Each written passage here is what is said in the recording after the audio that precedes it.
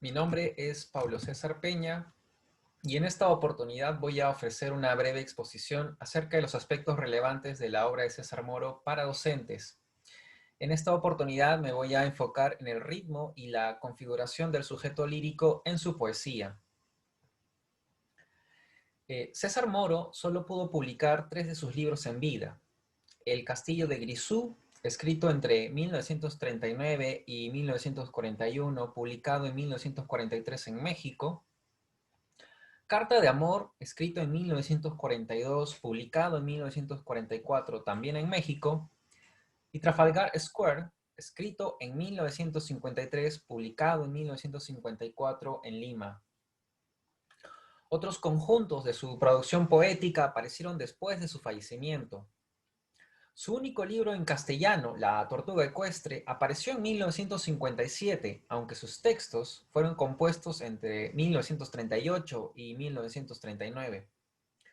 Los poemas que escribió a su retorno al Perú entre 1949 y 1950, reunidos bajo el título de Amor a Muerte, fueron publicados en 1957 en París. Los poemas del que fuera el último libro escrito por Moro en México, Piedra de Soles, fueron redactados entre 1944 y 1946 y aparecieron publicados en el primer volumen de la obra poética de César Moro, el cual fue editado por el Instituto Nacional de Cultura en 1980. Con el paso del tiempo y gracias a la labor de diferentes investigadores, nuevos textos, muchos de ellos conformando pequeñas colecciones, se han ido incluyendo al conjunto general de su poesía. Dado que nos interesa abordar el ritmo y la configuración del sujeto lírico en su poesía, primero es necesario definir estos conceptos antes de conocer sus características en el caso de César Moro. Sobre el primer concepto, el de ritmo, tradicionalmente ha sido concebido como una propiedad de los sonidos, por lo que se habla de su presencia tanto en la música como en el lenguaje.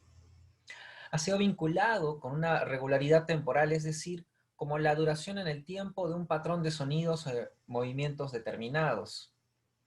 Jesús Luque Moreno, en una investigación de 2011, afirma al respecto, abrimos cita, como música y lenguaje tienen en común el operar con el sonido, esta concepción cuantitativa del ritmo se transfiere con frecuencia desde el contexto de la música al de la poesía y al de la lengua en general, hasta el punto de que con frecuencia se ha considerado la duración como el factor primario del ritmo. Fin de cita.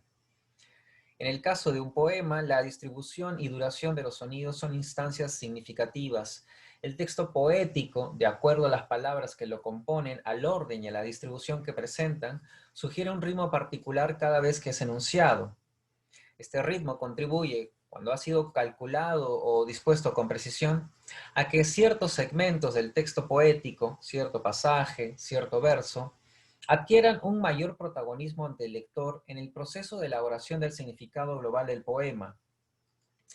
En el caso del segundo concepto, el de sujeto lírico, se hace referencia a esa entidad presente en el texto que con su mirada, así como con sus palabras, se efectúa, podríamos decir, se encarna el poema. Es una proyección del autor en cuanto recoge su posibilidad de suscitar el poema desde su punto de vista.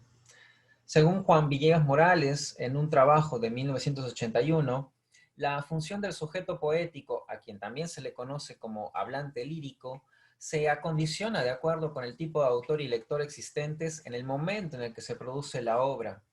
Abrimos cita. En consecuencia, el tipo de hablante se explica en múltiples ocasiones con mayor coherencia sobre la base de la función establecida para la poesía por el grupo poético dominante o el grupo particular del autor que por la experiencia biográfica del mismo. El modo de ser de la voz poética se adecua necesariamente a la función establecida. Se trata esencialmente de crear un hablante para la eficacia social del poema. Debemos deducir de la cita que cada época, cada corriente o escuela literaria, si lo vemos dentro del campo de la literatura, define la forma de comunicación que se establecerá entre el autor y el lector. Las razones históricas, tanto individuales como colectivas, permitirían explicar algunos de los rasgos presentes en la poesía. Fin de cita.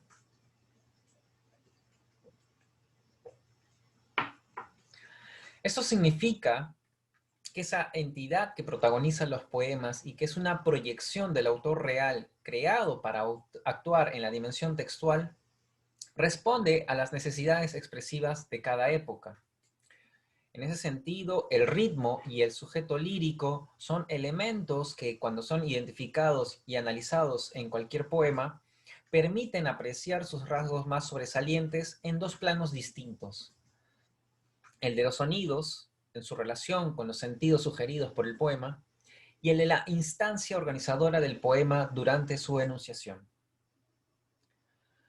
Para ello hay que considerar que César Moro había optado por utilizar la técnica de la escritura automática para componer varios de sus poemas. Esta práctica era común entre los miembros del movimiento surrealista.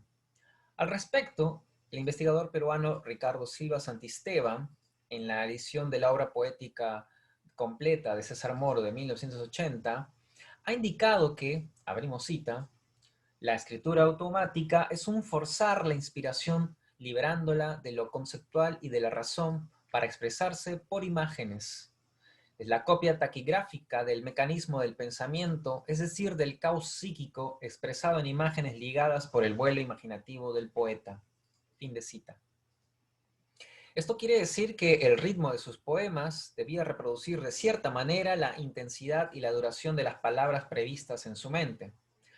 Si bien la escritura automática implicaba la anulación de la conciencia, en la poesía de César Moro es posible reconocer la presencia de una instancia textual que se traslada en un ámbito distinto al de los significados y más cercano al de las emociones. Silva Santisteban también rescata el hecho de que la actitud de César Moro, caracterizada por darle cabida a la explosión de los sentimientos y las sensaciones físicas, sin duda, permite que parte de ellas se deje traslucir claramente en sus poemas.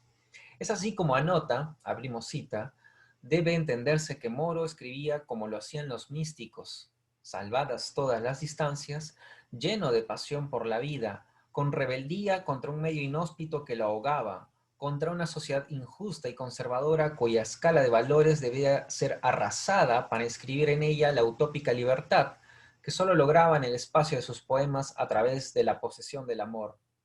Fin de cita. En los poemas de César Moro, el sujeto lírico recoge esos detalles y los utiliza en la constitución de su universo ficcional.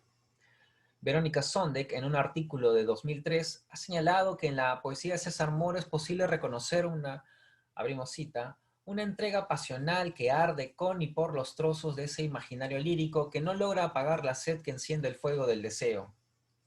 Una realidad que es concreta y tangible solo cuando la presencia del amado es real, cuando logra hacer la carne y finalmente poseerla, ya sea a través de un mundo imaginario o corporal. Si esto no se avisora como posible, cae la noche, lo oscuro, la muerte, lo inacible. Fin de cita. La pasión y el deseo son reconocibles por las imágenes que son construidas por el poeta. Esa pasión y ese deseo son los rastros de la presencia del sujeto lírico. La escritura automática termina siendo de esta manera un recurso que el poeta empleó para exponer un mundo vasto en sugerencias y símbolos. Sobre esta línea, Camila Fernández Cosman, en un artículo de 2014, comenta que la poesía de César Moro, abrimos cita, se nutrió de la imaginación onírica y manifestó la idea de que la vigilia era un fenómeno de interferencia, poniendo de relieve la predilección por el mundo de los sueños a través de una serie interminable de imágenes donde es posible observar un fragmentarismo vanguardismo y un cuestionamiento del paradigma modernista. Fin de cita. Con ese marco, el sujeto lírico de la poesía de César Moro se crea con base en los sentimientos experimentados por el poeta, pero también en una compleja red de imágenes que habitan su mundo interior. Elena Osundizaga, en su trabajo de 2003, sintetiza esa mirada sobre el poeta en los siguientes términos. Abrimos cita. La poesía de Moro participa de estos sentimientos extremos, pero en ella se presentan muchos más elaborados. Además, la actitud del sujeto cambia y su violencia adquiere otro sentido. En efecto, la violencia de los poemas es una conjunción de actitudes reivindicadas con talante surrealista y que tienen que ver con una visión revulsiva del estado de cosa social, de experiencia extrema del amor y, sobre todo, con la construcción de un trayecto en el poema, el cual no debe aparecérsenos como algo inmediato, sino como elaborado poéticamente. Fin de cita.